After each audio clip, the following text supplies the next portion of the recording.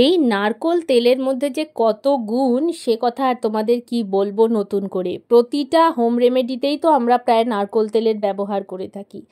আজকে এই নারকোল তেল দিয়েই এমন একটা মাসাজ ক্রিম কাম ক্লিনজার তৈরি করব, যেটা ব্যবহার করলে কিন্তু তোমরা এর যে বেনিফিটটা পাবে সেটা কিন্তু একবারেই চোখে পড়ার মতো। প্রথমে এটা বানিয়ে নিই, তারপর তোমাদেরকে এর বেনিফিটগুলো একে একে বলে দিচ্ছি। এটা বানানোর জন্য প্রথমে আমি এই ছোট চামচের 1 চামচ নিয়ে নিচ্ছি নারকোল তেল। হ্যাঁ বন্ধুরা, একবারের জন্য এই ছোট চামচের 1 চামচ নারকোল তেলই যথেষ্ট।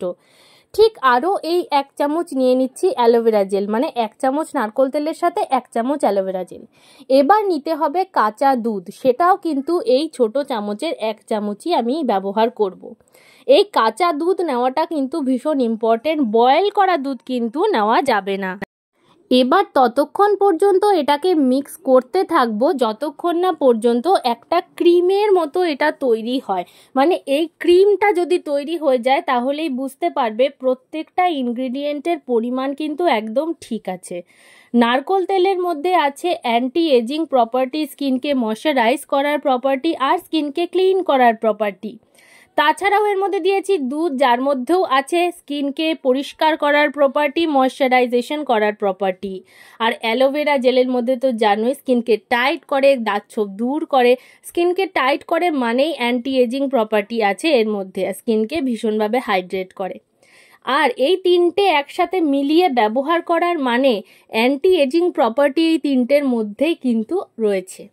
এবার আমি আমার মুখের ওপরে এটাকে আঙুল দিয়ে অ্যাপ্লাই করব, মানে ক্রিমের মতো করে ফার্স্টে আমি এই যে ক্রিমটা বানিয়েছি সেটাকে আগে লাগিয়ে নেব। ইভেনলি স্প্রেড করব পুরো মুখে, গলায়। যে কোনো সিজনে, যে কোনো বয়সের কেউ, 10 বছরের ওপরে যে কেউ, ছেলে মেয়ে প্রত্যেকে এটা ব্যবহার করতে পারবে।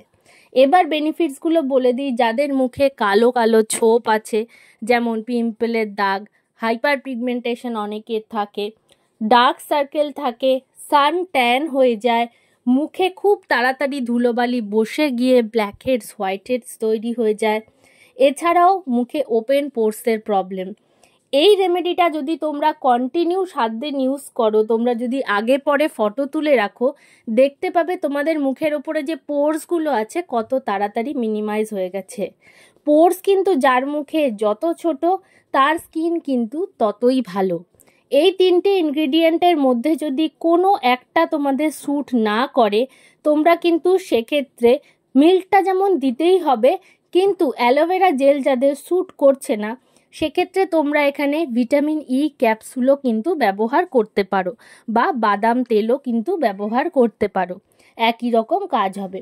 ঠিক এইভাবে সার্কুলার মোশনে ডোলে ডোলে মাসাজ করতে হবে। এতে মুখের ক্লিন আপ যেরকম হবে, মিল্ক ক্লিনজার আমরা যে ব্যবহার করি মার্কেট থেকে কেনা, যেটার মধ্যে কেমিক্যাল থাকে, আর এটা কিন্তু একেবারেই ন্যাচারাল ইনগ্রিডিয়েন্ট দিয়ে হচ্ছে। হ্যাঁ, অ্যালোভেরা জেলটা আমার অবশ্যই কেনা, তবে তোমরা যদি চাও ন্যাচারাল অ্যালোভেরা জেল, মানে পাতার থেকে কেটে সেটা জলে ফুটিয়ে অ্যালোভেরা এক্সট্র্যাক্টটা বের করে ব্যবহার করবে, তোমরা কিন্তু সেটাও করতে পারো। তবে সেটা যদি তোমরা প্রসেস জানো তবেই করবে, না হলে কিন্তু অনেক সময় মুখে ইনফেকশন বা অ্যালার্জি তৈরি হয়ে যায়। এই রেমেডিটা করার পর তোমরা কিন্তু প্রত্যেককে রেকমেন্ড করতে পারো। দেখো, মুখটা শুধু জল দিয়ে ধুয়ে এসছি, 2 থেকে 2.5 মিনিট মুখটাকে মাসাজ করার পরে যে যেমন মাসাজ জানো ঠিক তেমনই করবে। আগে পরের ফটো যদি তোমরা দেখো বা ভিডিওটাকে যদি একটু আগিয়ে নাও, দেখতে পারবে মুখের গ্লো কতখানি বেড়ে গেছে। অনেকটা স্কিন গ্লো বেড়েছে, একটা হোয়াইটিশ ভাব এসছে, মুখের লেয়ার কিন্তু অনেক ফর্সা হয় যদি তোমরা রিপিটেডলি এটাকে ব্যবহার করতে পারো। ফর্সা হওয়ার থেকেও ইম্পর্টেন্ট হচ্ছে মুখের গ্লোটা বেড়ে যাওয়া, স্কিনটা ভালো থাকা, দাগছোপ পিম্পল এই জিনিসগুলো না হওয়া, আর বয়সের সাথে সাথে যেন এজিংটা না আসে সেই দিকটা আমাদের খেয়াল রাখা। একটা গ্লাস স্কিন পাওয়া হচ্ছে আমাদের মেন উদ্দেশ্য। তাহলে এই রেমেডিটা অবশ্যই ট্রাই করে আমাকে জানিও।